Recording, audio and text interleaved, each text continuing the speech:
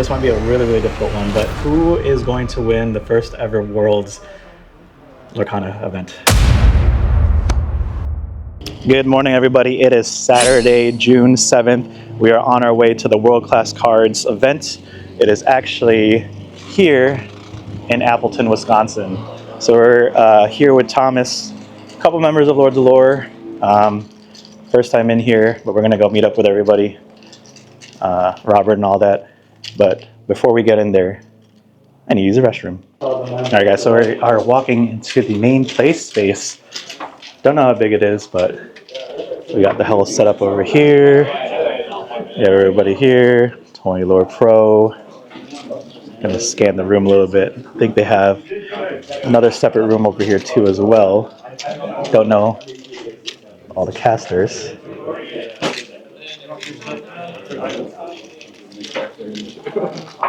That's the shot. We have JBaum in the house. What's up? You look a little spiffy today. Enchanted. All right, so it's about 20 minutes before the actual event started. We do have to do some deck list registrations. Initially, we thought it was going to be just one set of the three lists, but we have to do another set, one to turn in and one to show the opponents. So it's going to be a lot more to kind of write all this stuff down. Luckily, I already did three already, but a lot of people, it's like they got to start off fresh. So it does take a while to kind of write down everything and do all the sub names and stuff. So we're going to be doing that for like the next 20 minutes or so before everything starts.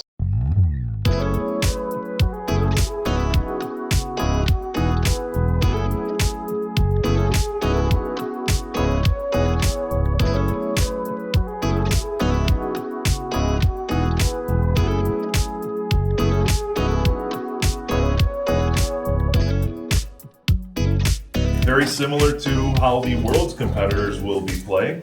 You all have three decks here, and we're going to see who's got the best three decks. Would you like to go through the procedures there? All right, welcome everybody again. World Class Cards, thank you for hosting this wonderful event. My name is Jacob. I will be your head judge today. Note of housekeeping, if you have any issues, any concerns, any questions on the rules, you're going to raise your hand, keep it raised, and shout for a judge. You'll see this very big man move very quickly towards you. Today will be a competitive format. Just a reminder, you will not be able to use your phone for lore counting or any device that has long-term storage or connection to the internet. You may use them after the round to report, but not during your games. So today will be 5 rounds of Swiss, best of 3. We'll cut to the top 8. Each round will be 60 minutes. Top cut will be seeded, as in who goes first will be the higher seed. And you should have 3 decks in front of you today. You should have 2 copies of your deck lists. I would like you to pass face down your 3 copies. One of those. All right, guys, I'm reporting after round 1. Just so you know, this format is so crazy because there's so many layers of thinking. You got to read your opponent's deck list, and then once you do that, you have to ban one of the decks that they're not going to play, and then you got to roll to see who goes first, and then you got to reveal at the same time which deck is going to be played first between the 2 opponents. So it's kind of crazy, a lot of like little like steps or whatever before you even get to play the match. A lot of like psychology behind it because you got to think what's in their list. You could see what kind of spicy cards people are running and then what cards to like look out for, which is very common in like high competitive level events. You're able to see each other's deck lists, but this one you're able to like see 3 deck lists, which is already so much like levels of thinking and so much like stress in your head because you're like, okay, well, you can't think too much ahead because then you might just lose concentration and be like, okay, well, his second game he's going to be running this deck.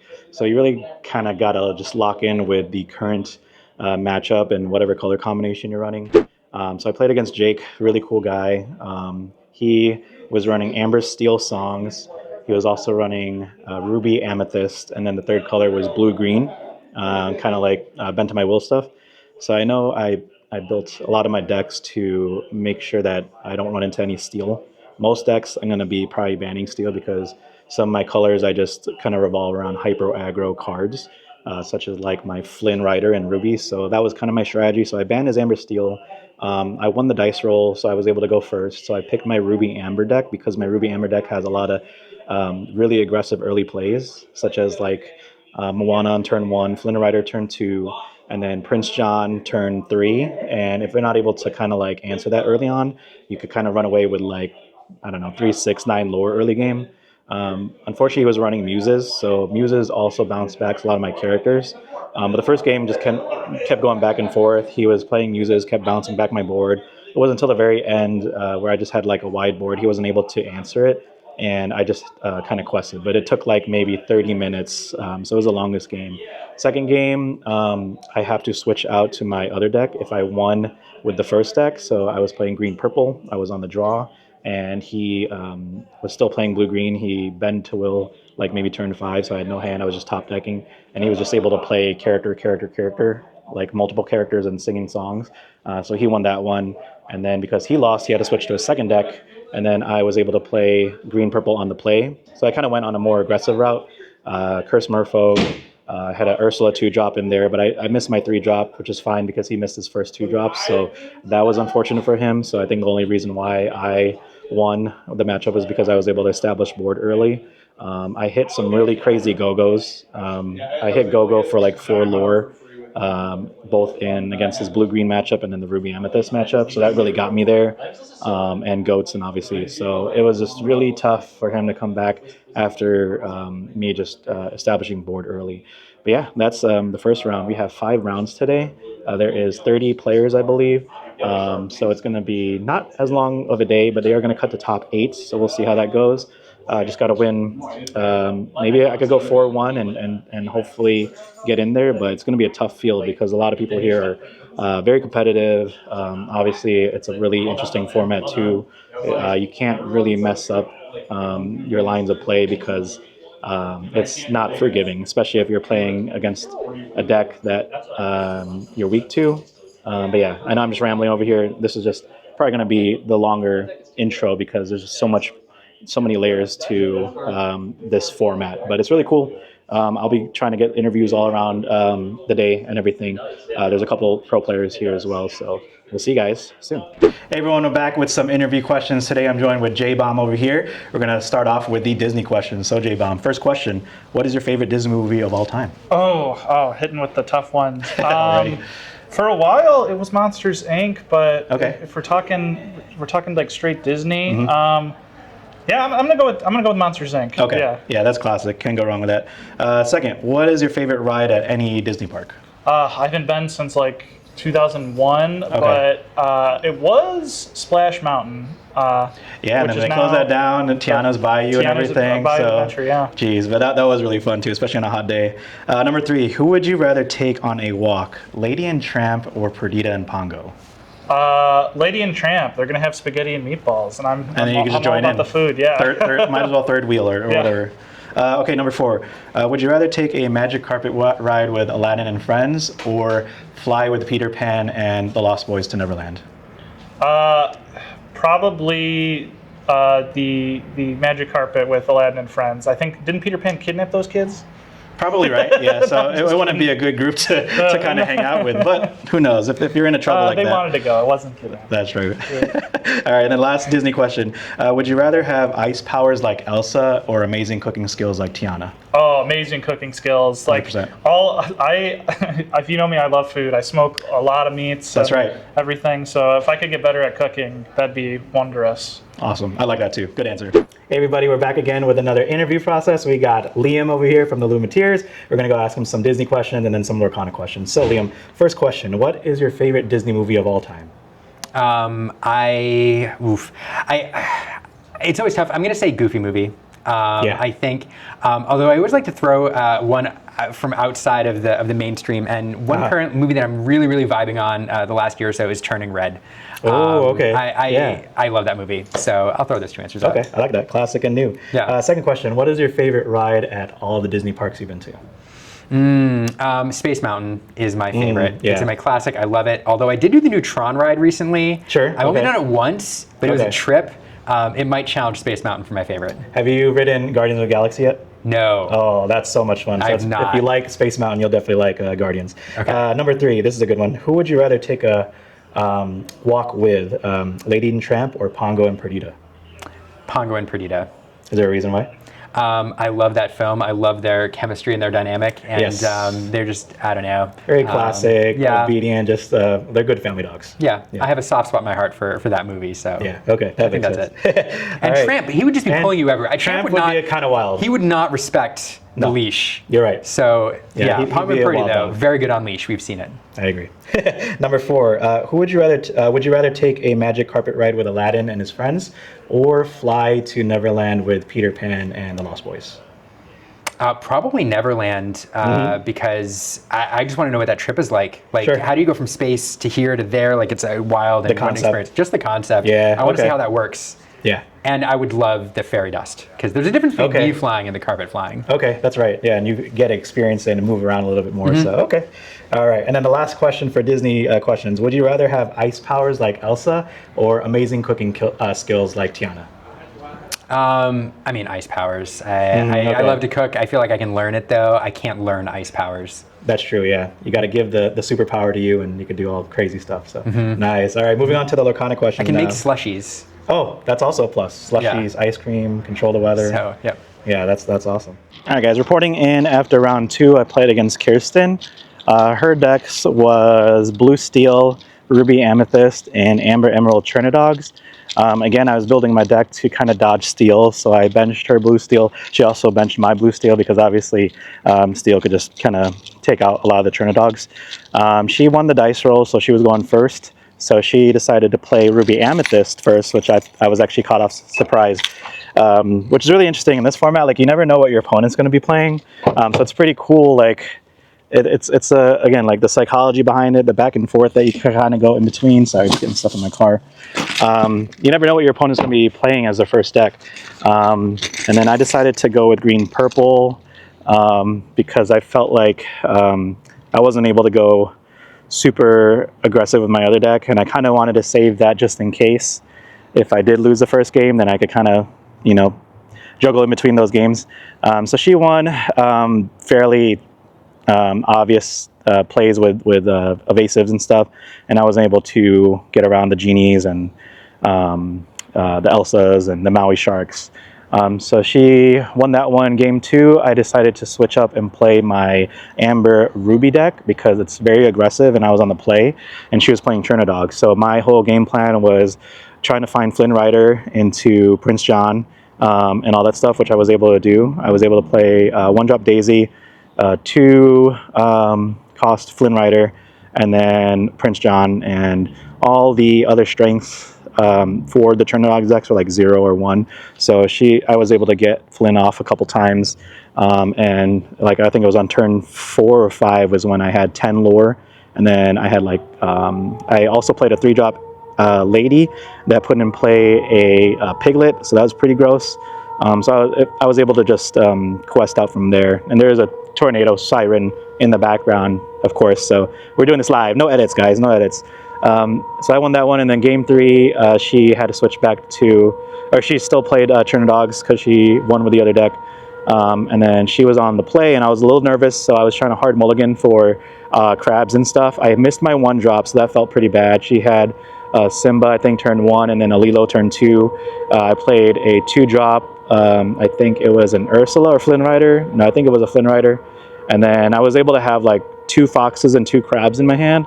And once you're able to stabilize with purple, just being able to slowly take out their characters, it was just kind of downhill slope from there. On turn 4, she had 4 ink, but she had 6 characters onto the discard pile because I just kept trading with it. She was like at 9 lore or something like that. She played Trinidad, and then next turn I played Wrong Lever, which bounces a card back to the hand. And then ever since then, it was just me building up a board and me being able to trade. So I won that in game 3. So I'm 2-0. We got 3 more rounds. A couple more people undefeated, like Kendall Burdette. A couple other pro players as well too. So we're gonna go ahead and in between and maybe interview some people. It'll be some fun times, but I'm a little nervous. This is a very stressful event. Like there's so much thinking going on, and I kind of like don't want to think. I just want to turn cards sideways. But yeah, we'll keep you guys updated.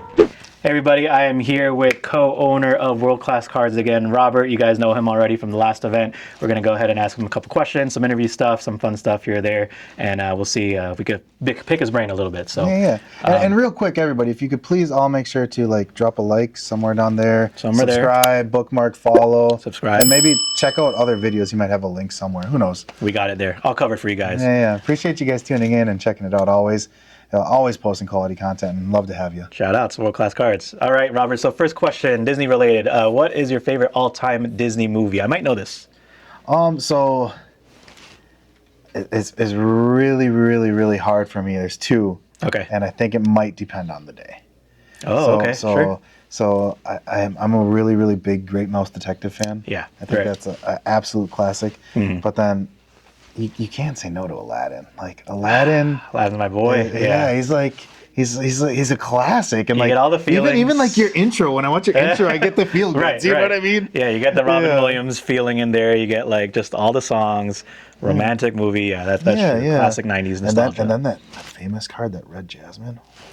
Does JBaum have that one? Yeah, Does he have that still? he is the only I'm one. gonna have him show that on the camera real quick, and I'll take a it's picture. So it's so nice. I actually wish I had that one. And that became the Brave Little Tailor. It's kind of sad. Oh, that's right. Yeah, that's cool. Okay, yeah, you gotta check out the famous cards. A lot of the founders members has one, so check it out. All right. So second question: out of all the Disney parks that you've been to, what is your favorite ride? Ooh, favorite ride. So when I was at Disney Paris for the Last Chance qualifier and their championships, I went to Disney Paris, and I really liked the Ratatouille ride. Yeah, that's right. Okay. I have at the time I had a 4-year-old and a 7-year-old, and that ride made me feel like I was in the movie. It's we're in a little cart ride, and everything's huge around you. Everything's huge around you. They have big screens. It's like you're the mouse, and you're getting out of the way of getting stomped on. And they did a really good. It almost made me feel like when I was a kid, and I'd go to I don't know if it was a Universal. I think it was Universal, but it was it was Honey, I Shrunk the Kids. They had a big beanstalks that went all the way up, and it kind of gave me those kind of feels. And it was really very well few done. rides could do that, where you're like kind of immersed in this like kind of a scenario where you actually feel like you're small, shrunken and you're small. Yeah, so it's a really cool experience. Yeah, that's cool. Question number 3. You might like this one. If you were to walk these two characters, which one would it be? Would it be Lady and Tramp or Pongo and Perdita? Oh, I'm a big dog lover. Can I walk them all? You can walk them all. Yeah. I really like pets, and my big dog passed away a couple of years ago. Okay. And so for me, like I remember walking him. Now I got like a little 10-pound teddy bear Shih Tzu, and my other guy was like 80 pounds. Yeah. So Okay. So I'll take all the dogs, but Lady and the Tramp too. The meatball, the spaghetti. It's just it's too that's iconic classic. Too, yeah, that's right. And I know last time you said like you need more support for puppies, so love all puppies. That's right. There you go. Yeah. I don't hate. Don't hate. No, team love. Yeah. Team love all puppies. Question number 4. If you were to take a magic ride with Aladdin and his friends, or would you rather go to Neverland, fly them with Peter Pan and Lost Boys? I was going to instantly cut you off, and I was going to be like, magic carpet, we're done. I'm automatic, going. But classic. Neverland? Yeah. Like, bro, when when Robin Williams is in Neverland sitting at that table with, and then he sees the food pop up in front of everybody, and then losing the marbles, and like, oh man, this is a classic hard one. hook. Like this is a hard one. This is tough. like, I don't know if I can decide. Yeah, I mean, two totally different worlds there, basically. Yeah. That's Could I do one maybe in my next life? Sure. Yeah. Possibly. So, but I don't know which one I'd do first. Maybe I'd have to like flip a coin because they both sound awesome. You can't go flying wrong. on a magic carpet, and then the crazy part is if I fall off.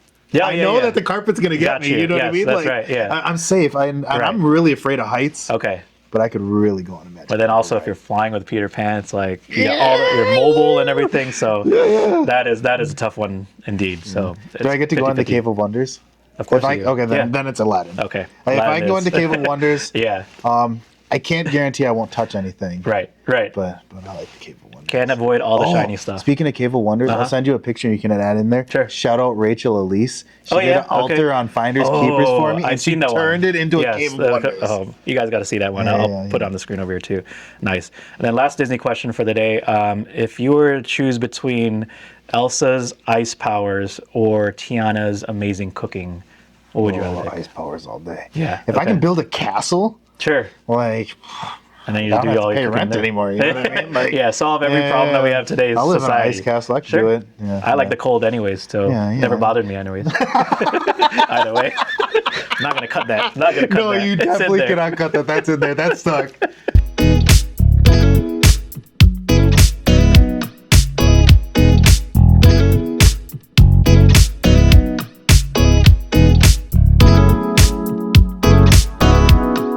Alright guys, I'm reporting after round 3 and 4. I actually lost both of them. Round 3 I was on stream. Such a close game between me and my opponent. Obviously if you guys watched that, it was some crazy games. Like our aggro games went by so fast. My Ruby Amber deck, I was able to do like Flynn's and have him trigger and piglets and ladies and all the good stuff. That game didn't last too long. And then he was running his aggro version of red-green, and that was pretty much crazy too. And then his other deck was, let me just see here, my green-purple versus amber amethyst, and he was playing just aggro card as well too, and then he had like Bambi and Gathering Knowledge towards the end. So he was able to get that. I was able to quest for 19. We were just doing the math on stream. And then all I needed was like one more card. I drew into an Ursula. Next card was a goat, so that would have been really nice for the goat win. But that didn't go through. So I lost to him on round 3, and then round 4 I went against Foster. Really great dude.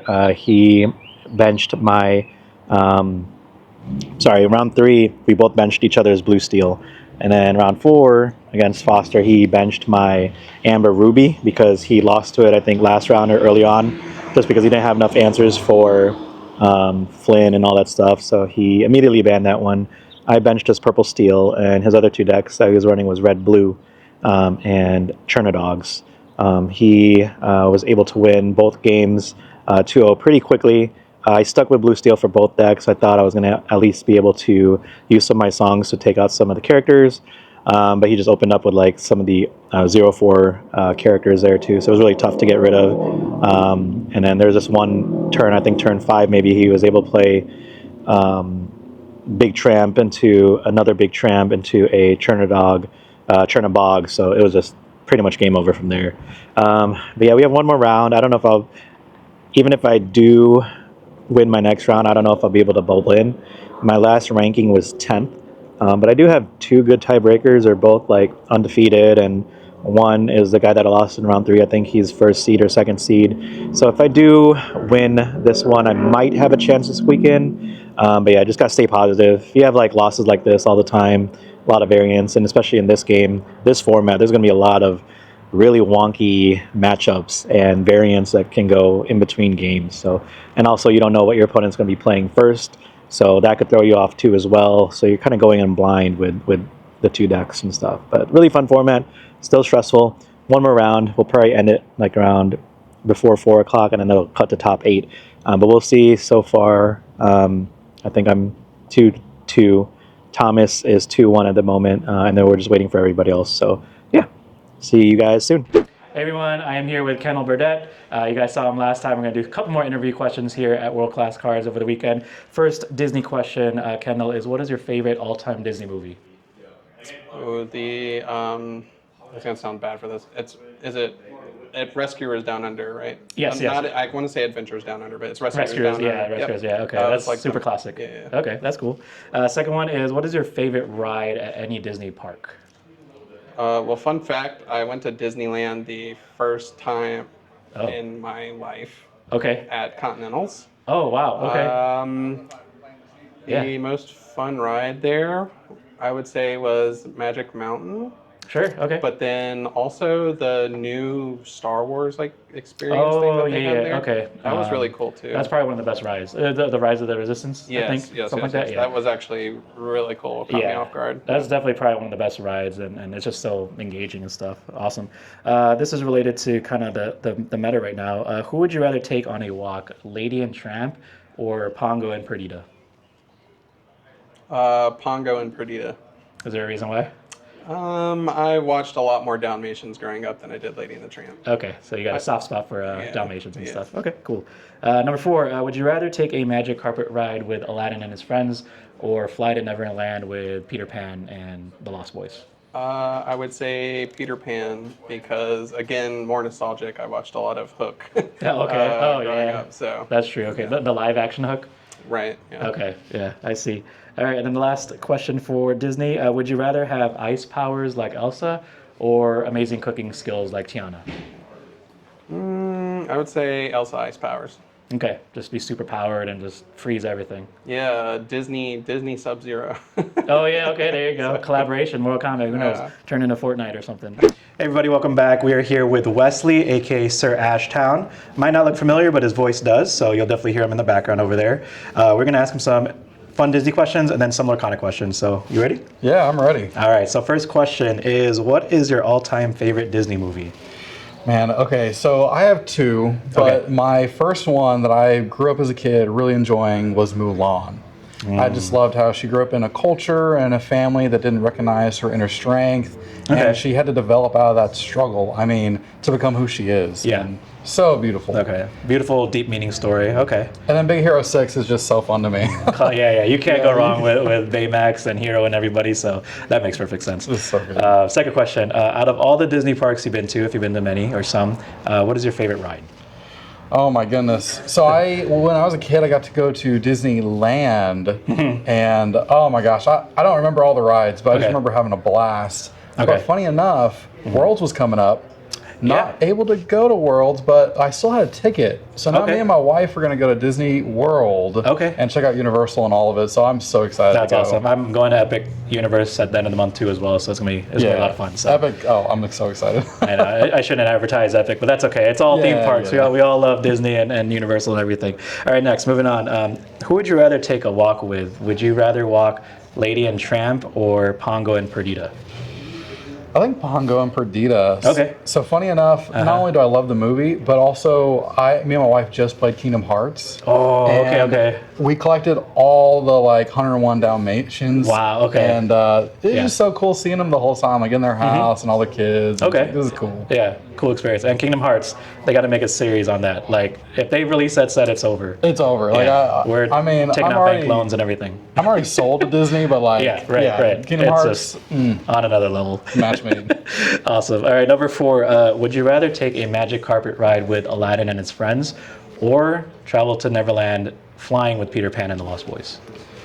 Oh my gosh. I think it's got to be the Lost Boys. Okay, get that fairy dust, you start, pixie dust, you start flying around. Doing whatever you do, you have the freedom to fly. So that's probably my number 1 superhero power if I had one was to fly. So see, and depending on the universe you're in, maybe you get Robin Williams both ways. You know, you get Genie, but then the adult. Hook, yes, that's right. Yeah, so can't go wrong with both then. So, but Peter Pan it is. All right, last Disney question. Would you rather have Elsa's ice powers or have amazing cooking skills like Tiana? No, it's got to be the ice powers. Okay. I can't. Too good to pass up. No. Okay, yeah. Disney did a Once Upon a Time series with Elsa, and she came into the city, and she had problems with her powers. Okay. But it's so cool. You can see in real life her using the powers, CGI. Okay. It was so good. Just building stuff and kind of freezing everything. So, she had super strong powers in that. Not only in the animated film, but also in Once Upon a Time. It's so cool. Okay, yeah. Guys, got to watch that too as well. All right, guys. Checking in after round 5. I did not make it there. I went against Jeremy from the Lost Boys. I think he plays in the Wisconsin area. He banned my Amber Ruby deck, and I banned his Sapphire Steel deck. We were playing the same colors, but different style decks. So he was running Ketchup Mustard, Mufasa. Shout out Hans, by the way. And he was on the play, and he played Plutos and Gastons, and he was able to play big characters out early. Minnie Mouse also was really tough to deal with. The Bodyguard, that's a 0/8. And I started off with playing green purple, So that was more one-sided on his side. And then he switched to green-purple discard, so he was running Diablo. And I probably should have kept green-purple on the play because I do run cards like Merfolk and also Go-Go and some evasive stuff to deal with his cards as well. But I opted for Sapphire Steel, thinking that I do have like Fire the Cannons and Strength and stuff to kind of get rid of his Diablos. So I was able to actually set up really early Arthur. I was able to TPO on 2, play Arthur on turn 4, and then Arthur probably got maybe 12 lore. But he caught up towards the very end. He played the 2-drop Dual Ink Diablo and had to trade a couple cards into Arthur. And then he just was able to win out with the big Ursula turn 7. And I wasn't able to kind of go around that too as well. So, and my hand was discarded by the end of, I think, turn 5 or 6. So he got me there. I don't think I still would have made it. I think the ones who were playing for Top Cut were on stream. So yeah, but I think Thomas should be able to be in there. And then I'm not sure about the other team members, Mohammed, Zain, and also our buddy Joey. So we'll see how that goes. But at least I think Thomas is in there, so that's pretty cool representing. And then we'll probably check in, do some more interviews, and go see from there. But yeah, I went 2-3 today. Started off hot, ended cold, but that's all good. This format is really interesting. There's variants obviously too, but there's also really small micro decisions that you have to think about throughout the match. Like you have to think about what your next matchup is. You want to think about if you win this matchup, you're going to be playing the other deck. So is that deck also good against, going second or third? And it's just sometimes just choosing the wrong deck to go to the next match could also throw you off as well. So there's like so many layers, which is really cool to see. It's not your typical sit in front of your opponent and play the deck that you're used to. So I commend anybody who's trying out this format, especially those who are playing in Worlds. This is an incredible format where it really tests people's ability to deck build, to really think outside the box, play cards that normally people wouldn't see, and kind of anticipate what your opponent might be playing and do a bunch of mind games. So it's a really, really awesome format. I hope large-scale events try this out, especially World Class Cards. I'm really happy that I had the opportunity to try something like this because I love figuring out if certain decks will work or not. So really cool. But yeah, I will catch you guys in a bit.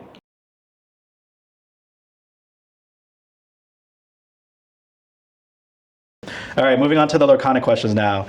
So it's been a few months now since the Hiram and Fortisphere ban. What are your thoughts about the post-ban?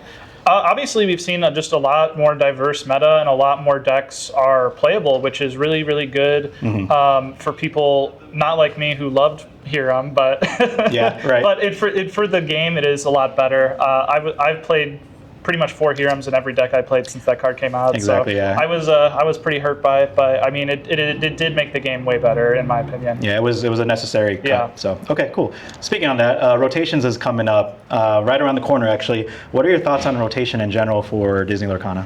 It's much needed. I actually wrote like an article about this where every set kind of dilutes how many cards are going to be played unless you do power spikes. Okay. And of the cards of the 1 to 3 ink, there's only so many power spikes you can do before you start encroaching on that next level ink. And so without rotation, then you're just going to kind of start getting off of what the values should be attributed to each like ink level. Yeah, it could be like lazy design too. You don't want to just power creep every single card. Right. You want to at least have a fresh like kind of meta and everything. It's really interesting with these Disney Lorcana and Magic and Hearthstone when they use these 1/1 numbers and ink scaling up. Yeah. You're quite limited in the 1, 2, and 3 drop slot, and so you're going to be. That's why we see a lot of repeat cards, like specifically for sealed, like the 1 cost 2/2, and the vanillas and everything. So similar stat, so that makes sense. Cool. So fast forward to the current set now. What is your favorite card from Reign of Jafar? Probably Namari. I was big on Sapphire Steel Looters, and so drawing, discarding, cycling.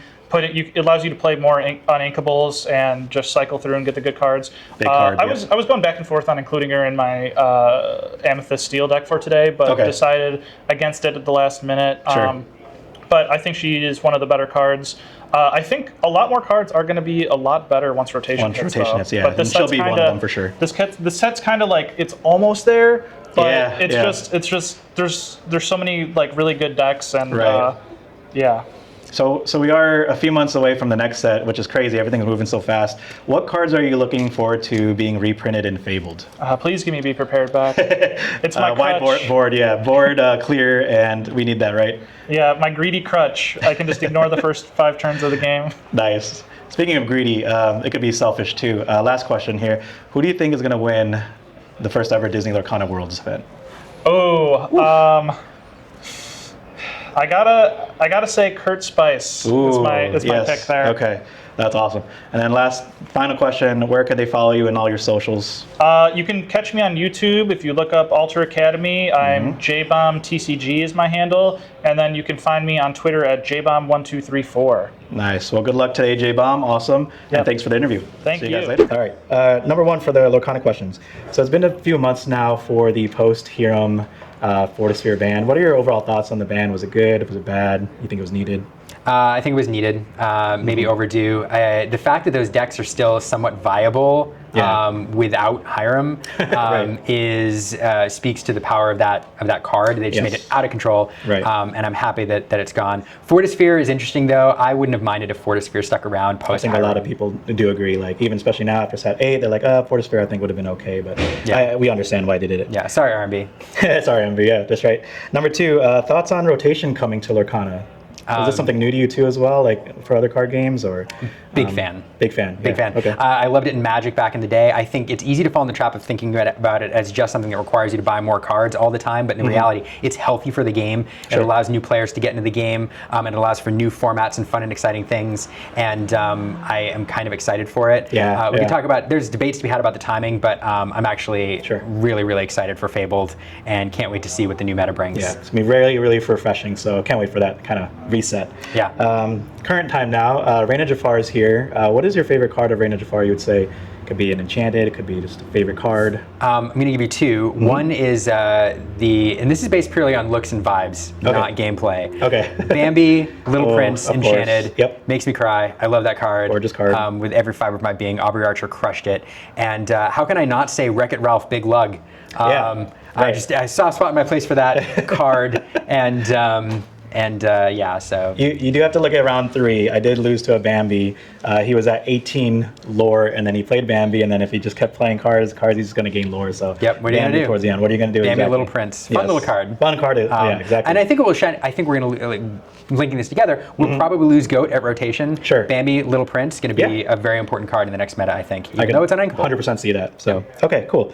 And then we're just a few months away already for the next set for Fabled. Is there a card or two that you want to see reprinted for the set 9 release? There's plenty of cards we don't want to see, but is there one that you want to keep playing with? I don't know. That's tough. So 1, it will be reprinted, but Be Prepared must be reprinted for the health of the game. Yes, it will be reprinted. I'm pretty sure. I don't know that, but I'm guessing. A card that I want to see reprinted that I'm worried they're going to. I will say, I hope Ariel Spectacular Singer sticks around. That's one card that I see that's kind of on the bubble, one that's key to a certain deck, but that has been around so long we may lose it. But I think it's a really important card for that particular archetype, and I love the art, and I think it's a card I'd like to stick around a little bit longer. I could see that, We'll see. And then the last question, this might be a really, really difficult one, but who is going to win the first ever Worlds Lorcana event? A fantastic player. Yes, great answer. I'm not going to answer that question because I feel like I couldn't be impartial broadcasting after that. Yes, but that's right. There's a lot of really talented players. I will talk about attributes. Clearly somebody who has experience in Limited. They don't have to be the best Limited player, but experience in Limited and able to build a viable deck. But then the best problem solver, because the Worlds format presents problems which we are not used to in terms of lineup build and then that game you have to play when you sit down at the table banning your opponent's deck. There's so much more that goes into the pregame. So the player that's going to win is not necessarily the best technical Lorcana player. It's the best player with the skills to build the overall lineup and to solve the problem before you draw your very first card, which is how do I bring the right decks and how do I ban the right things to put myself in a favorable position before I draw the very first card. Not an easy question to answer, but that's perfect though. I'm not that talented. You definitely are. That's why you're casting. So final thing, where can they follow you in all your socials? Illumiteers pretty much everywhere, except for Instagram, where we're the Illumiteers. And if I ever find who has that handle, we're gonna have a conversation. But yeah, Illumiteers everywhere, where you can follow my wife and I. We make Lorcana content and have fun. Awesome. Well, thanks again, Liam. Great job casting, and we will see you at Worlds in a couple weeks. Thanks so much. See you guys. Awesome. All right, moving on to the Lorcana questions now.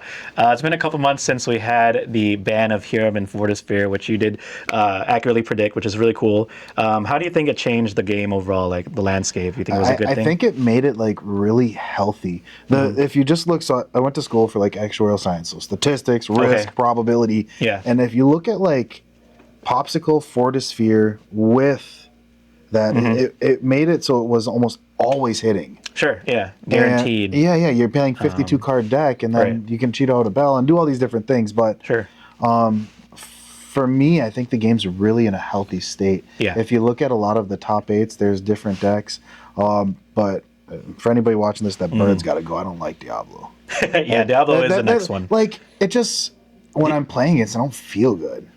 It just makes me feel like, and if you can't answer it right to away, my stomach almost. I mean, DKP said that he actually wanted to ban that one over Hiram last time, so could be next. But leading on to the next question, I mean, we have rotation coming out soon. What are your thoughts on rotation for the game? You played other card games before. Yeah, I played other card games before. I'm a big believer in rotation. But there's a little like maybe a caveat or something to it because there is the Eternal format. Yes, so that's right. Ravensburger, I believe, has a lot of executives that came over from Wizards of the Coast. And a lot of those directors, executives, leadership positions, I think realized that maybe Magic dropped the ball because they don't support Legacy, they don't support Vintage, they don't support these Eternal formats.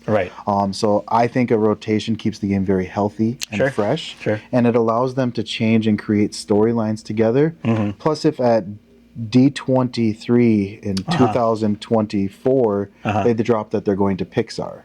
Yes, that's right. So if they're going to Pixar, and then they have all these other sets, it kind of it spreads the storyline out really far.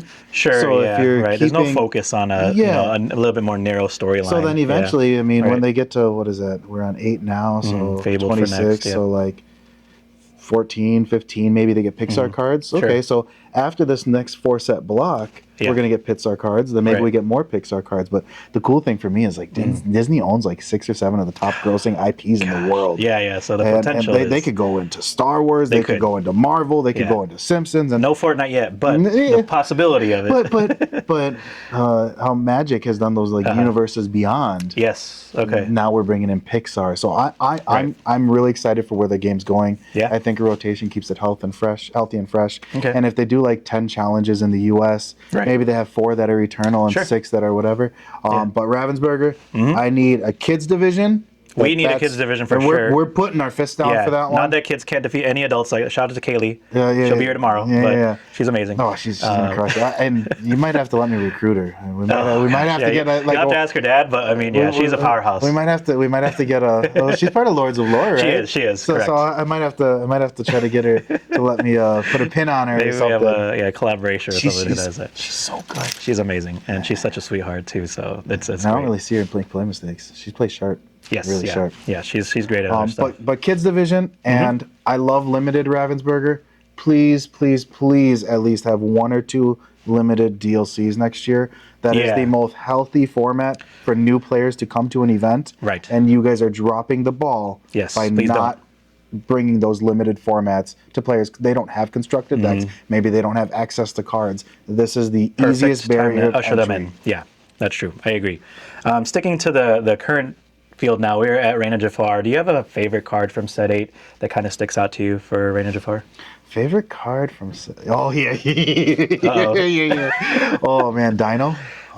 Oh, okay. Yeah, okay. yeah. So I'm really big on down in New Orleans. And I think it's nasty. It's so nasty. So when much you can, potential. Like even if you look at that one drop kit, he's got ward, right? Yeah. And then he shifts on 3 into another kit that has ward. Sure. For a 2/5, which is kind of thick. A fox isn't going to get him. Yep. You can sing down in New Orleans, then you can hit like a Gaston, then the Gaston can hit another down. Are you doing blue green or which? I would be doing blue green. And yeah, there's also the Baymax shift also yep, too. and you get the morph, and you get other things, and then you can play like the Mother Gothels or other cards, and these are cards that when they come into play, they have abilities, they do things, and yeah. That was actually the first card I proxied when it was released, because I love Mufasa decks, I love the gamble, the high roll. So I mean, it's just like I was playing blue red, ramping up, singing free with Maui Shark, playing a McDuck Manor, like stuff like that's really fun. So that is a super fun card. I hope more people experiment with it, which I'm sure they will. All right, so the next question is, we are just months away for the next set already. I know everything's moving so fast. Fable's coming up right around the corner. Is there cards that you want to be reprinted for Fabled because of the announcement of reprints for next set? I don't know if I want or need certain cards. Okay. Anything for a nostalgic reason, something that you like hold dear to that you want to see and play again for the next sets, or you feel like you want to just start off clean and fresh. You're happy with the year and a half. What do I like? I like Hades. I really like Hades. Okay, the Sapphire Hades? Yeah, the Sapphire Hades, because if he loses the rotation, Blurple loses that mid-late game removal. Sure, yeah, right. And so late game they'll be losing to like a lot of the other control decks. So I could see that. Did they spoil? What have they spoiled from the new set? I think you can't. Nothing really. Just a Maleficent set champ card. Yeah, the reprints of those, but they're not reprinting Whole New World. That was already confirmed too. It's going to be a promo, which stinks. We're not going to get it till December. They're going to do their Infinity format for that too. I don't know if you heard about that. For all the locals, they're doing an event in December where they could. That's where you get the Whole New World promos, the non-full promos. So they're going to give it to stores to host their Infinity events over like a Saturday, Sunday. Oh, so it's not like viewing parties or something? No, so they're still having the. I know everyone. So Ravensburger just had a competition between all of their retailers. Get this. Yes. So they had a competition, and all the distributors posted on their social media pages for stores to deck their stores out and like Jafar and Aladdin You did that. I saw. I did that. We did that too as well. Yeah, for our stuff. And it was disappointing because you could win a gift card for a to viewing party. Yes, right. And I'm thinking like, what a better way to do Whole New Worlds. I know. I figured, I don't know the logistics behind it, but maybe because of so much demand that they wanted to give it out to people last minute. Maybe if you get this up soon enough, maybe Ravensburger will watch it, and maybe, they could take care of it. Maybe the glimmer of hope. Yes, exactly. Maybe they could just take care of the stores that win the competitions. Okay. That would be, you know what I mean? You have a viewing party. Yeah. They're caterer. They're throwing up like a $200 gift card for the food. Right. Yeah. So like maybe those stores that went that extra mile, that took it down, get some non-foils for the viewing party. That'd be cool. Yeah. So there are some things. Yeah, we wish it came back sooner because it just kind of makes sense to not, if we can't play it with a Whole New World, but they're at least. Well, you can still play it in the internal format. Exactly. Yeah. Cool. Nice. All right. And then the last question here. It might be a little biased. Might be one of the most difficult questions to answer. But maybe I'll frame it differently. Who do you think is going to win the first ever Disney Lorcana Worlds at the end of June, or even who you're rooting for? No matter what, I'm rooting for WorldClassCards team members. But the person that I believe is going to win is going to be the person that puts the most work in. 100%. So for any Worlds competitors that are watching this, stay on that grind, keep at it. Yes. And if you put the hours in, you'll likely get the results. Everyone's well deserved to win. Everybody has the opportunity to win. But yeah, like you said. But I like all WorldClassCards team members. Yeah. but like. If somebody does go to Worlds and they like cosplay and they have a lot of fun with it, they're going to get a little extra vote from me. You know what I mean? Sure. They put a little bit more into it. Yeah, because it's a Disney event. You want to be flavorful. One of the members on our team went to a DLC, Justin Morales, and he dressed up as Jafar. Okay, and that was like Bakum or something like that. Yes. And it was really awesome to see him do that. He stood out, had fun, and compete. Right. Yeah, you're right. Yeah. So. That's cool. Yeah, have fun with it. Win or lose, have fun with it. Whoever wins the Mickey, though, hit me up. slide into my DMs. You got somebody already purchased. There you go. Yeah. All right, Robert. Well, to end all things, where can they follow you and all your socials? Check us out on Instagram. Main place that we're always on is Whatnot. If you want to check out our Whatnot streams, we're providing quality Lorcana content. Yes. Practically 7 days a week. Amazing deals and steals. And we will be at the next Collecticon in Dallas. Okay. And we will be at Collecticon in Cleveland. So we have those and then well. also Gen Con 2, right? Gen Con, yep, and Funko Fun Days. We got so much stuff going on. You guys are all lined up for everything. So I don't know how I keep my head on straight. It's probably my wife. The women always hold us all up. So shout outs to the women out there as well, holding the household and everything for us. So, all right. But yeah, thank you guys again. Thank you, Robert. We will see you again in the next video. Peace out. Appreciate it.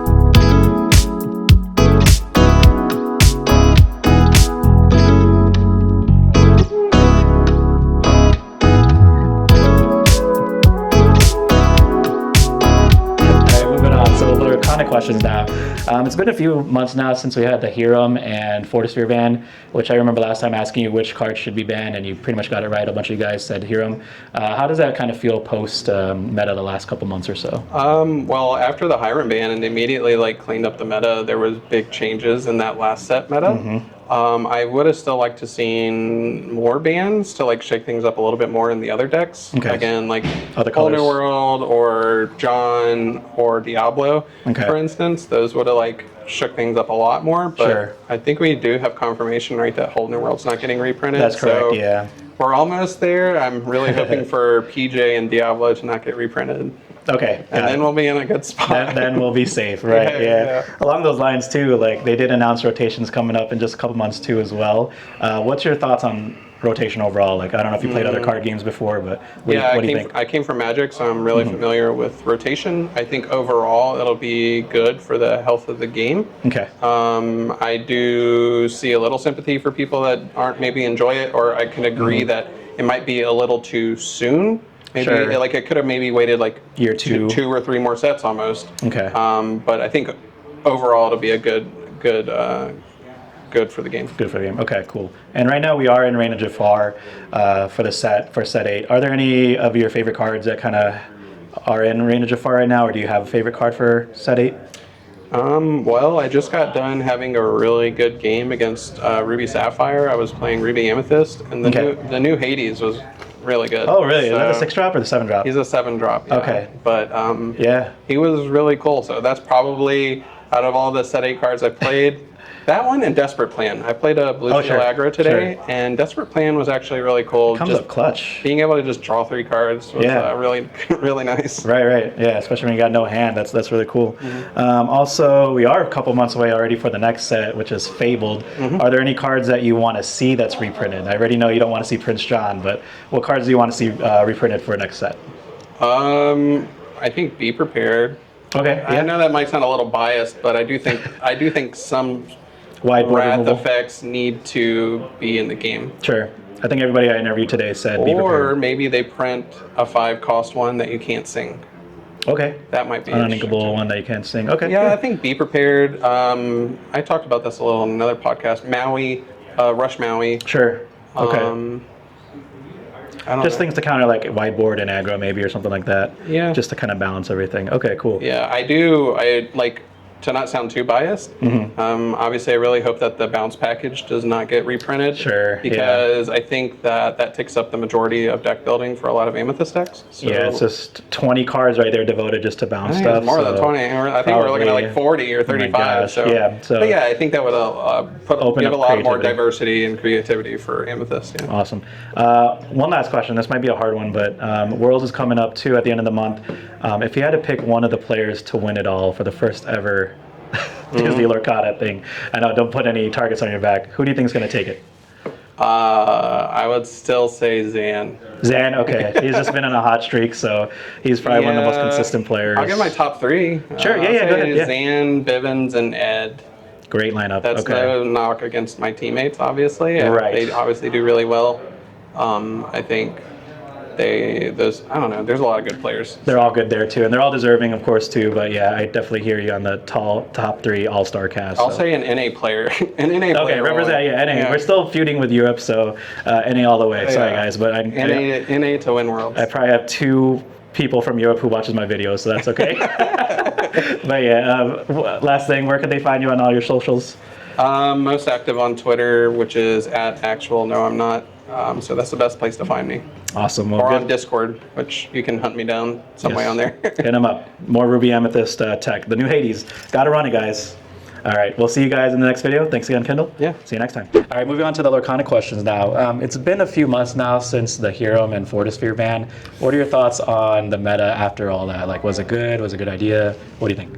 So I think that the healthiest metas are the ones that allow for multiple decks to be at the forefront. Okay. And coming from other TCGs, when you have a format that's very stagnant, where one or two dominate and the others can't come to the top, I think that makes for a less fun play environment. Of course, yeah. So I think after the bans, which were very tough, because there were some fun decks that finally got a chance to shine. Yeah, Blue Steel, right. Blue Steel. Yeah, okay. It allowed for the other colors pairings to have an opportunity to come up. And so we saw 5 or 6 decks that came up. I mean, even Blurple had a chance, which even is Blurple one came of my back. favorites. Yeah, okay, right, that's So- true. So the sacrifice had to be made for other decks to kind of rise up. So yeah, that makes total sense. Speaking on that too, they announced rotations coming up pretty soon around the corner. What are your thoughts on rotations? I don't know if you played other card games before, but what do you think about it? So I've played card games that had rotations and that haven't had rotations.